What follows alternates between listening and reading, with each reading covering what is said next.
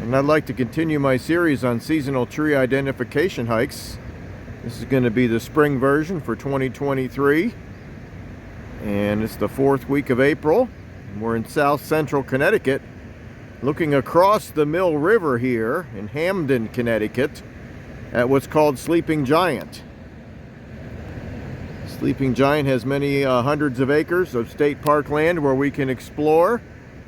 I chose this park because I knew it would have a large variety. We've got the rocky open areas along the top of this ridge. We've got some protected cove areas. We've got some areas that were damaged by a tornado a few years ago that might have a lot of saplings for us to look at. And many trees are in flower right now. None of them have completely leafed out, at least none of the native ones have. But many of them have started to break bud and get flowers in the start of their leaves. So we'll be up on the Sleeping Giant for about 5 or 6 hours here. We'll be starting on the north face. There's some pretty large streams that flow off the Giant. And there's some waterfalls that I've never found, but I know that are back there. And with 3 inches of rain yesterday, I think they'll be interesting to look at. We'll be going up on the open ledges on top of the Giant. The chin and the head are directly in the center of the screen right now. And then there's a gap, and then there's the chest of the Giant, and there's the knees that you can't see from here. I'm going to be starting on the north side of the chest of the Giant and probably exploring the knees area first, and then possibly making our way back towards the chest again on the ridges. But I'm going to be doing some valleys, some coves, and exploring some of the open ledges to get the view and also look at the trees from above and some stunted and smaller specimens that grow on those ledges. So there's all kinds of trails back here, more than I can do in one day, and some great views as well. So let's go check out the trees of Sleeping Giant State Park in April. So we're going to be ascending the north face or north slope of Sleeping Giant here on the Red Trail. And as you look up at the canopy, there's still plenty of blue sky with trees that aren't fully leafed out, and a few that look pretty doggone green too. So let's take a look at 2 that might confuse you. Most of the soils on this mountain are well drained and acidic. Plenty of great habitat for this chestnut oak, which of all the oaks, it's got the deepest furrows, the most textured bark. Red oak can get this way if it lives long enough, but most of them have more plateaus with snaking valleys between them than these pronounced crisp ridges and furrows. So our chestnut oak gets that appearance, and right down in this little cove here, on the way down to our waterfalls, there's a tree that usually grows in more sheltered locations, soils that don't dry out as fast. That's our tulip poplar, and it's one of the first to leaf out too. We'll try to get some looks down on tulip poplar today from the ledges, but it's hiding out down in the cove or valley created by this beautiful mountain stream.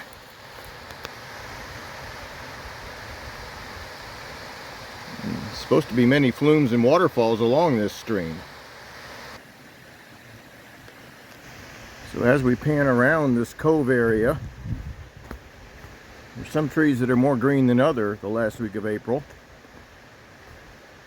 And one of those is the tulip poplar, which is often a pioneer species, but can grow to great height as well. So in the background there, the tree that looks the most green and grows way above the rest of them is our tulip poplar. With its deeply furrowed bark, it's growing 50 feet below me is the trunk, and probably 50 feet above me is the crown.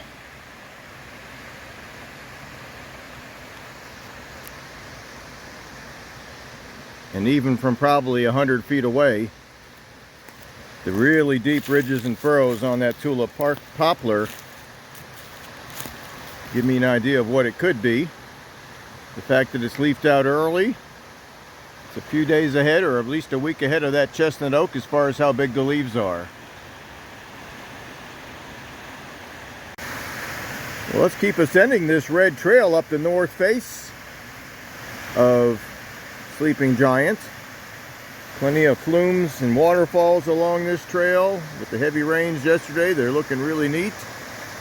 And this is facing north, so it's less likely to dry out and get as hot as the ridge tops or the south or southeast or southwest facing slopes. Great place to look for yellow birch in a part of New England where it's not quite as common, but usually pretty common in a habitat like this with its curling and furling bark. And I've noticed the tree above me has not leafed out. The one right next to it has. So some individual trees are earlier than others. And some of these birches have visible catkins, which are the flowers. The male flowers are on the catkins that hang down from these birches. And both the black birches and yellow birches are getting these catkins right now. And that's the yellow birch right there, and they're way out of my view. We'll get a look at them from a distance, and then we'll try to find some up close when the opportunity comes along today. And we'll take a close-up and look at one of these tulip poplars. It showed up on many of my hikes. Done quite a bit of work with tulip poplar on this channel, but we'll take a close-up look at this bark. Growing right along this cove of this mountain stream and heading for the sky. And yes, it's definitely got more leaves than a lot of the surrounding trees, or at least the leaves are larger at this point. And here's one. I don't know if this is a root sprout or a seedling. These are not full-grown leaves by any means, but it gives you an idea of what the leaves will look like. They'll probably be 4 times this size in a few weeks here.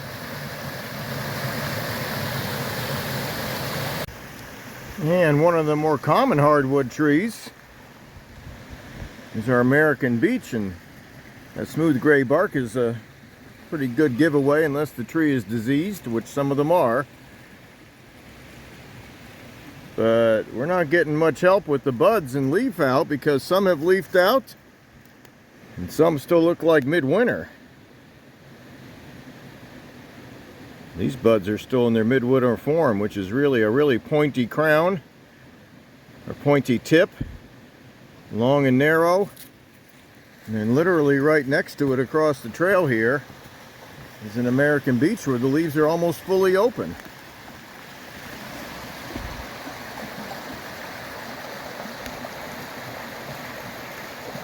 That's about as almost full size. It hasn't unfurled completely yet, but it is pretty much as big as it's going to get for an American beech.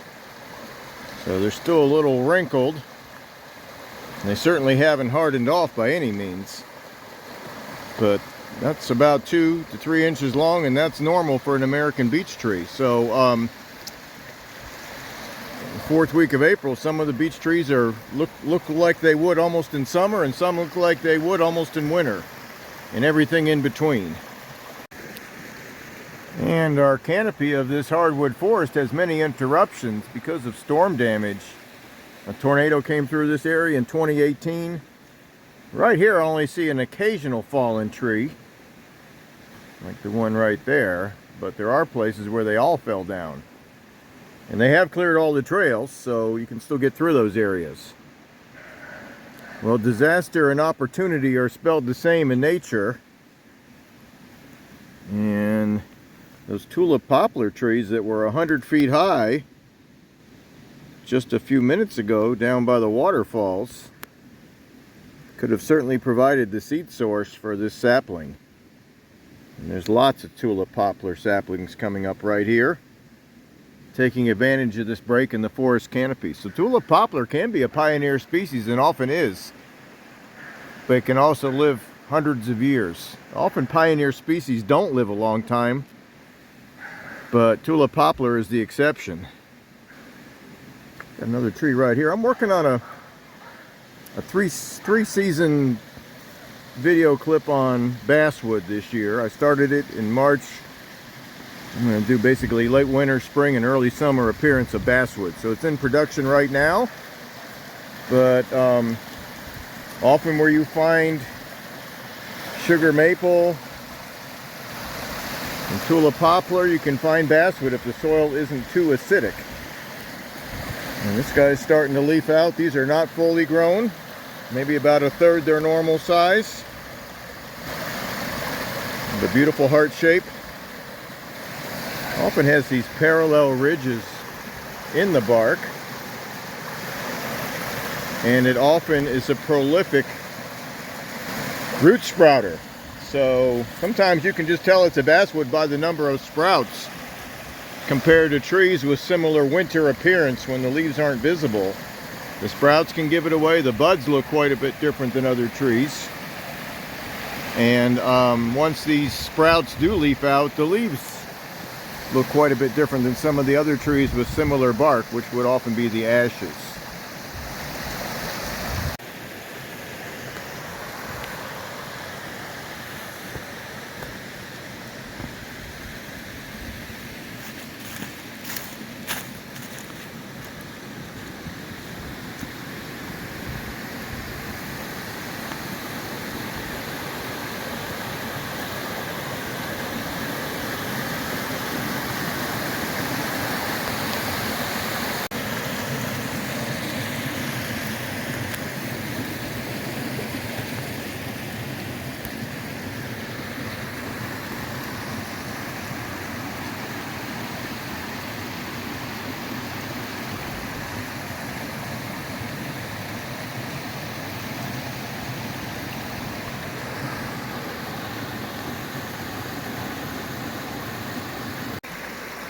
And yes, you do occasionally come into areas where the evidence of that tornado is obvious,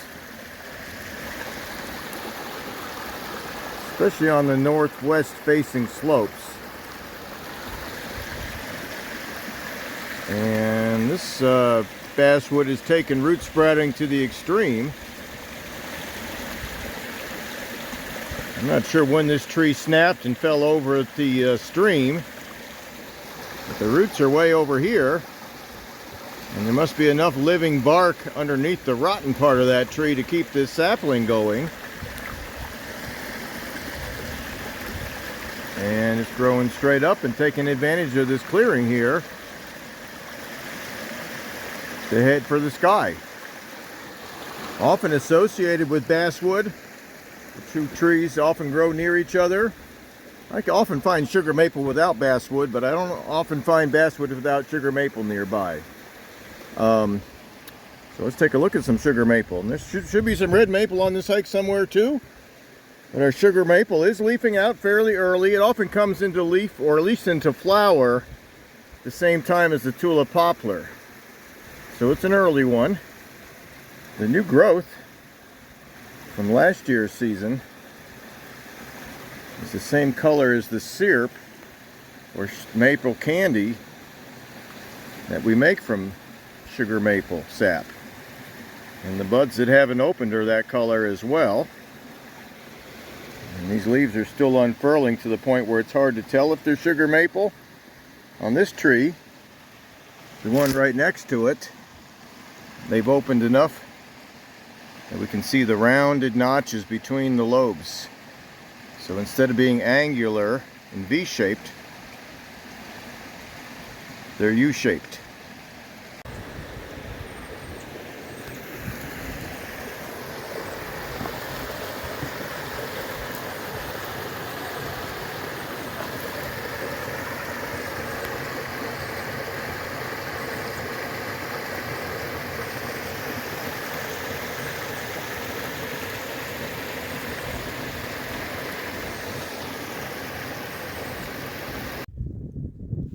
And we'll keep ascending the ridges here, the sleeping giant. And ridges often make great habitat for oaks and hickories. And I believe we're going to find several species of those today. I've got a hickory here that caught my attention. This one can grow on ridge tops, but I often can find it growing in valleys. I even recorded some for the winter version of this seasonal tree ID a few months ago along the Scantic River. It was on a floodplain. So this shagbark hickory winter bud is about a ½ inch, maybe 3/8 of an inch in size in teardrop shape, but boy, it's swollen and opened and is ready to just unfurl once we get another warm day. I'm sure a day in the 70s and this guy would be really going for it. But it's kind of cool today in the 50s, so he's kind of holding tight. But that's about 2 inches long and it's kind of a fuzzy appearance. And there's a whole grove of shagbark hickories here. And this guy's got the shaggy bark, and this one doesn't quite have it, but I'm going by the size of the branches and the size of what were the buds in the wintertime to help me narrow it down. And I'm sure we could find some nut fragments on the ground if we take the time to do so as well.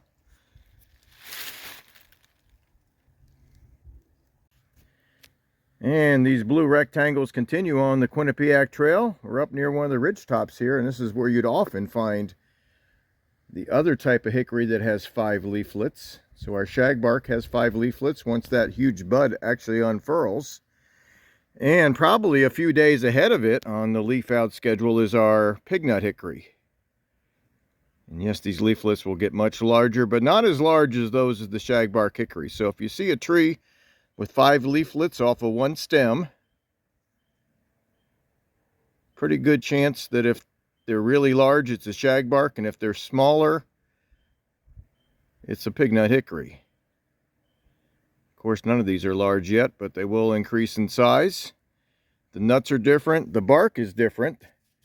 The pignut hickory has a furrowed bark with ridges and furrows and cross. It makes like some crisscrossing. And so does the mockernut hickory, but this tends to come loose, but not as loose as the shaggy exfoliation of the shagbark hickory, but it comes loose in places, unlike the mockernut hickory, which remains a very tightly knit bark.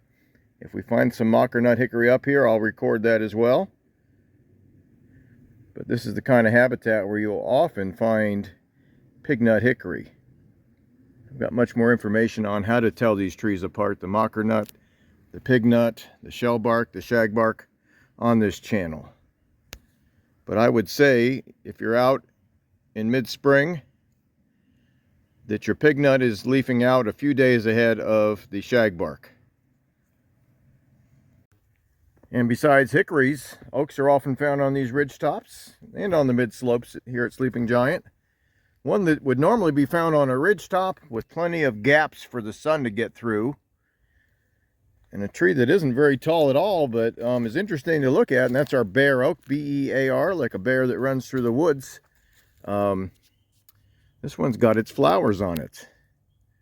We can see them just from ground level. The tree doesn't get much higher than a human normally.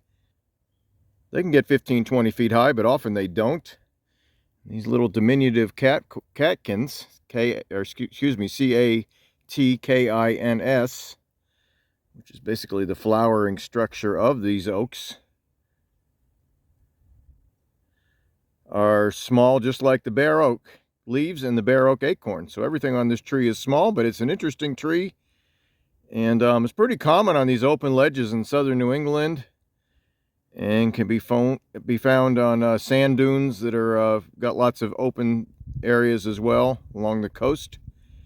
So I found it into southern New Hampshire, up on Wantascaket Mountain last year, and some of those were quite large. I did a video series a couple years ago on the trees of Boston's Blue Hills Reservation, and there was acres of bare oak on that mountain as well, those mountains. So these catkins will eventually become the acorns that are fairly small, about the size of the nail on your pinky finger. And let's take in the view from the top of Sleeping Giant here. This isn't the summit. I believe we're on the left knee. And right across the valley here would be the right knee. And to my southwest would be the chest of the Sleeping Giant.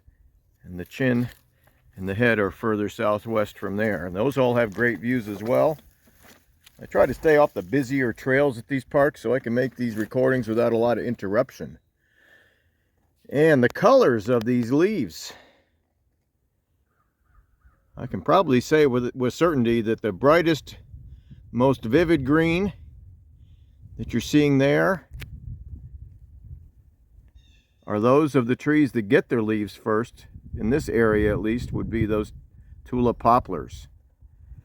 So they have a very vivid green appearance, and they're also growing in more sheltered coves and not up on the ridges. So there's some over there that are ascending the other leg of the sleeping giant. And over there, there's one that's partway up. Well, as long as there's enough moisture in the soil, this tulip poplar will go right up the side of a mountain. But they are the first trees to suffer during a drought. I'm sure if you came up here last year during the drought, that these tulip poplar trees were losing their leaves and the leaves were turning yellow way, way ahead of time. And the black birch will do that as well, but the black birch will often grow right up on the mountaintop where the tulip poplar won't. I think there's a little red maple down in the valley here.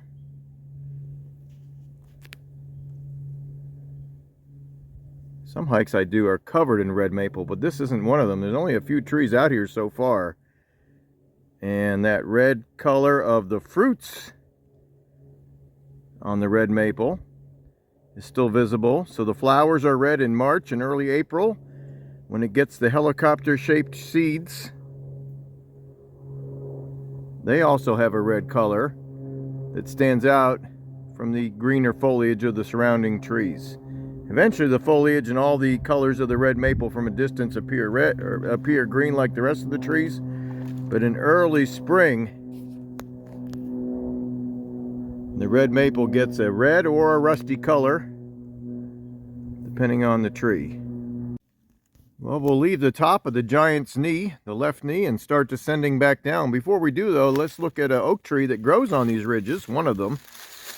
And we saw the bare oak a few minutes ago. We're going to look at the chestnut oak. We saw larger examples near the waterfalls earlier, and the bark that was similar to that of the tulip poplar. You normally wouldn't find tulip poplar growing on a dry ridge top like this. Even though this area gets as much rain as down by the waterfall, it just doesn't hold the moisture well. And only the trees that can survive in soil that dries out quickly will last up here.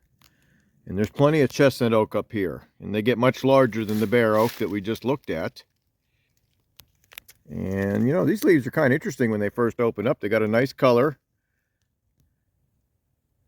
as they unfurl. It's kind of shiny and orangish red.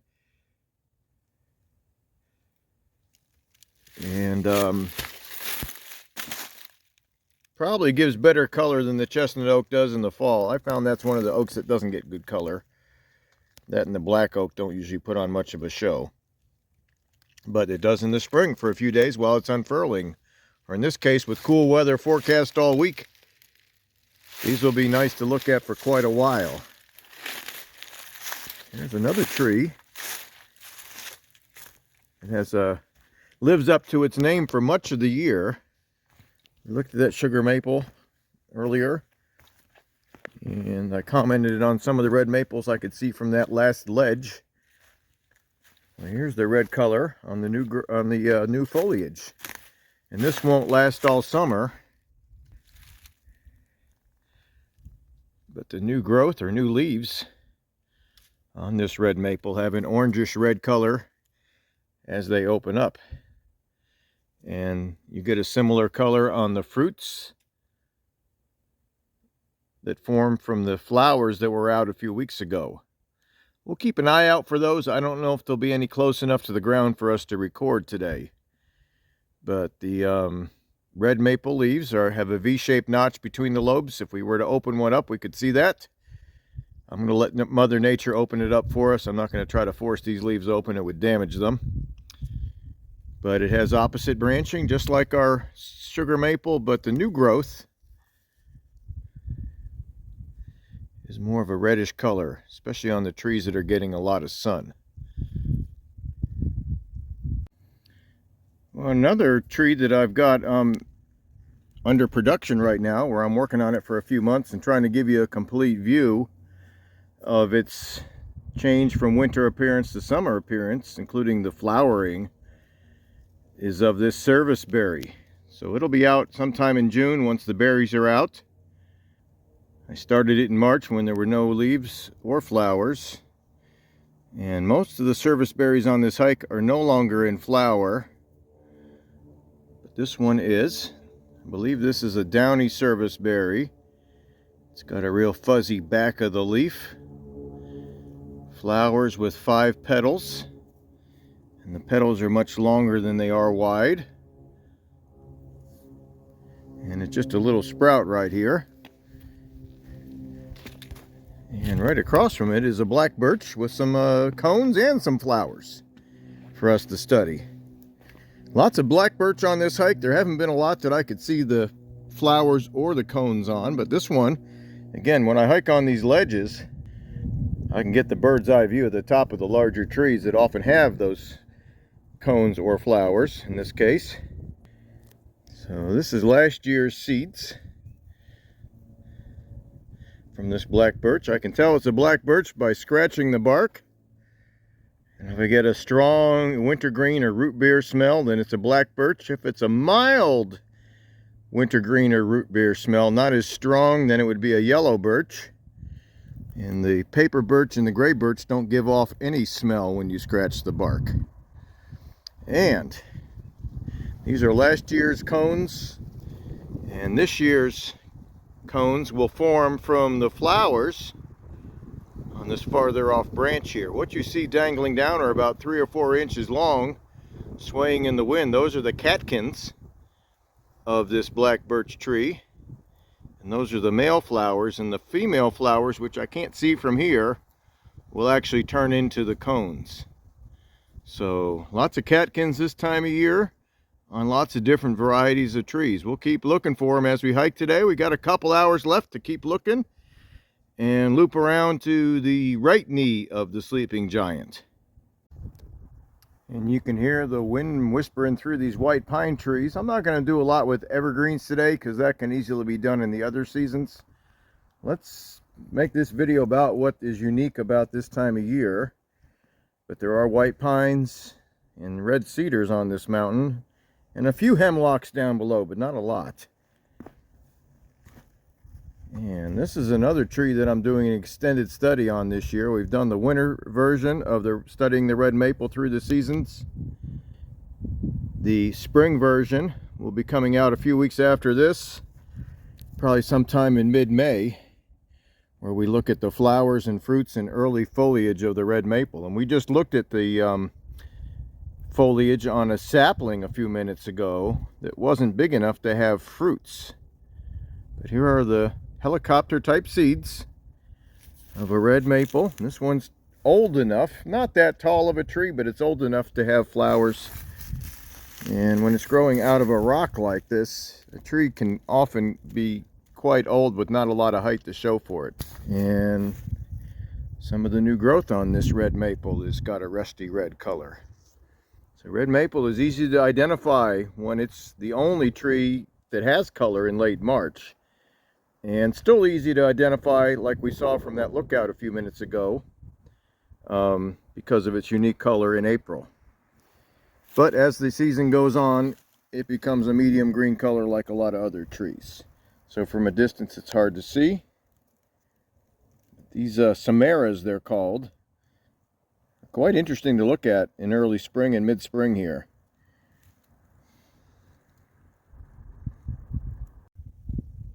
Boy, and these ledges along the sleeping giant sure make a great place to look at the upper branches of trees. And I believe here we have a northern red oak, and the bark gives me that impression. And the new leaves appear to have that shape as well, but they're still pretty small. This one doesn't have any catkins, at least not on these lower branches. But it does have leaves that have the shape of a northern red oak. And I've got a great example of the flowers of a sugar maple right here. This sugar maple is growing at the bottom of this ledge. But we're about 30-40 feet above it, and we can see the upper branches of the tree without having to climb it. So, dainty little flowers. They're kind of delicate looking. Sure, get that pretty yellowish tips to them. And unlike the red maple that flowers before the leaves come out, the sugar maple, the flowers and the leaves come out at the same time. Matter of fact, sometimes you'll see what looks like flowers before the leaves have opened. In this case, we've got both, and the leaves, as I showed in that earlier example, have rounded notches between the lobes. If I carefully open this guy up a little, you can see that.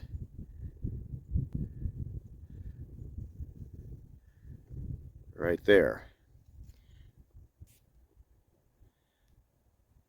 So our sugar maple flowers and early leaves and the tulip poplar leaves are often the first things we see green in the forest as we're looking down from these lookouts. Enough else has opened up recently that it doesn't stand out as well, but maybe a week or two ago that would have been what you would have seen, with the birches and the oaks still looking quite winter-like. And by far the most common understory tree at Sleeping Giant State Park is our witch hazel. It's funny, the flowering dogwoods are in full bloom, and I haven't seen except 2 of them all day, and those were off in a distance where I couldn't easily record them. So they're not here, at least not so far. We've been out here about 5 hours now, but our witch hazel is starting to get its unique looking leaves that, once they do open, are quite unique in shape and size. They're not quite round, but they're fairly close to being round with a wavy edge. I often say it looks like a Ruffles potato chip. And here's what's left of last fall's flowers. Yes, it flowers in November, October, and these are the fruits from that flowering.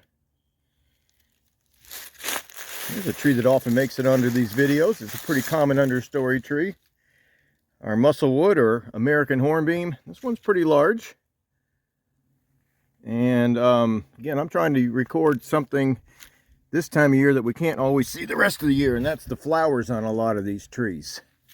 I'm going to have to pause a minute and pull one of the upper branches down for us to study those. And here we are. This branch was about 8 or 9 feet up. I could reach it with my hiking stick and give it a good tug. And yes, catkins, which are these dangling structures, are found on a lot of the trees that I've done today. The oaks, the hickories get them, but I didn't see any yet. Walnuts get them. The birches get them, as we saw.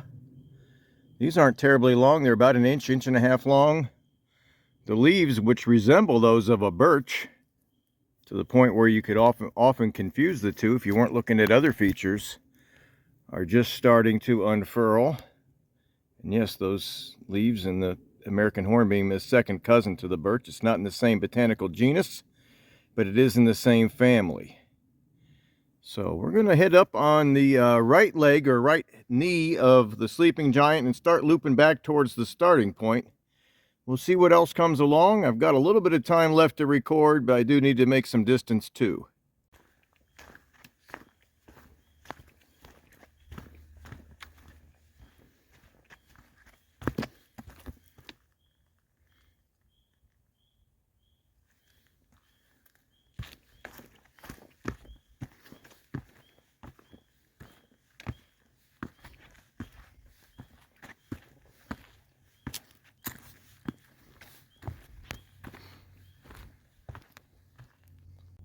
And the rocky ledges continue.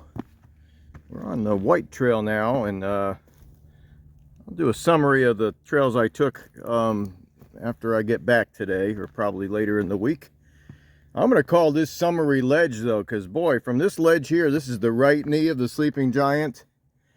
We can see a lot of the stuff that we spent much of the afternoon looking at, all in one place. Of course, if I'd known that, I would have come here directly, but sometimes the journey is half the fun. There's those little red leaves unfurling of our chestnut oak. And like many trees, the oaks don't get catkins on the saplings, but only on the larger trees. Well, we just happen to be on a ledge overlooking a much larger chestnut oak. So we can get the bird's eye or drone's eye view of the upper part of this chestnut oak tree. And here's our catkins. They're about 1.5 inches long at this point. And the leaves are still opening. They're not quite as red on these upper leaves. They're more green. There's your catkins. White oaks get acorns every year. And they fall pretty early in the fall. By late October, they're on the ground. They lose their caps quickly. And they become a hazard when they're in great numbers on the trail. There's so many of them, it's like walking on marbles, and they're quite large as well. So, just a word of warning. Oak leaves can be real slippery when they first come down, and so can the acorns when they kind of accumulate in a little gully from overwash and rainfall. So here's our chestnut oak growing out of this ledge. I've got some more birch catkins to look at. And right back here, we're going to get the bird's eye view of a black birch and its catkins. We looked at some of those earlier. I think these even illustrated even better. Again, this is the top of a much larger tree that we can see. These catkins are about 4 inches long. And they're hanging there. And there is a female part of the flower. Again, I can't see it from this distance, but that's the part of the tree where the cone would form in the fall. And right next to it are the orangish red helicopter type seeds at the top of a red maple tree growing right next to that black birch. We're going to continue on. We'll try to record the views from this giant's knee, the right knee. And I'll probably have to put the pause on the recording so I can make the distance back to the car in a timely manner. And our white trail leads from what I called Summery Ledge, where we got to see for a second time a lot of the things that we came upon while hiking today. And let's take one last look at the view, and this is going to give us a more expansive view looking to the south. And yes, there's more popular lookouts and more popular trails at Sleeping Giant here that give you even more expansive views, but I was trying to find trees and avoid crowds, because even on a weekday I probably saw 25-30 people on the lesser known trails. But looking to the south from these beautiful ledges here, it got a nice rusty color. You can see the skyline in New Haven, Connecticut. Just behind that one white pine tree are the skyscrapers, if you want to call them that. They're not that tall, but of New Haven, Connecticut. Just to the left of that is a knob called East Rock, which has got a great view. It's a little tower on top of it. It's not that little, but it looks little from here. And then that blue body of water is Long Island Sound, and on a clear day like today, you can easily see the north shore of Long Island, probably 30-40 miles away. So Sleeping Giant, a great place to do this tree study. With all the ledges, we can really see different parts of the trees and a great variety of vegetation back here, because it's got lots of coves, north-facing slopes, south-facing slopes, and ledges. And also, it's been in public ownership a long time, so you're not finding any invasives back here, hardly any autumn olive, hardly any burning bush, and not even a lot of trees that are pioneer species, except the ones that have come in after the tornado, which were already here to begin with. That's the black birch and the tulip poplar. Not a lot of early successional trees here. So this is what the woods should look like and do look like in places that are left alone for generations. And we'll take just a couple minutes to review the route we took through Sleeping Giant State Park. There's about 30 miles of trails there. I'm estimating I did between 4 and 5 miles that afternoon. I spent more time recording than I did hiking. I could have done probably a lot more if I wasn't stopping. And this map is published by the Sleeping Giant Park Association, which is a private group that assists the state of Connecticut with a lot of the tasks required to keep a park in good condition, including trail maintenance. And they've got their own color-coded map, which is pretty easy to read. The one I had with me that day was a little tricky to read, but it was good enough. That and All Trails helped me find my way. But one thing about the Sleeping Giant trail system, you don't have to go too far on one trail until you come to another one that you can loop around with. So I could kind of bite off little amounts and record, and bite off a little bit more, another section of trail, and record. And then when I knew I was needing to make my way back, I could without too much delay. So the main parking lot is down near Quinnipiac University on what's called Mount Carmel Avenue. It's a pretty big parking lot, but it does fill up. I parked on the northwest face of the Giant on what's called Tuttle Avenue, it looks like. And parking there for about 8 or 9 cars. On a weekday I was able to get a spot. I don't know how easy that would be other times. But that does lead directly to the Gorge Cascade. I've got in green the course I took, which was up the Gorge Cascade. I turned left onto the blue blazed Quinnipiac Trail, which went over the left knee with the viewpoint. We made some videos on that knee and circled around. Ended up on a red trail, an orange trail, and then the white trail is where that last ledge was, with the view overlooking New Haven, and where I did some summaries on Summary Ledge. That was all on what's called the right knee of the Sleeping Giant. At that point, I reunited with the red circle trail and made my way back to the foot of the Gorge Cascade.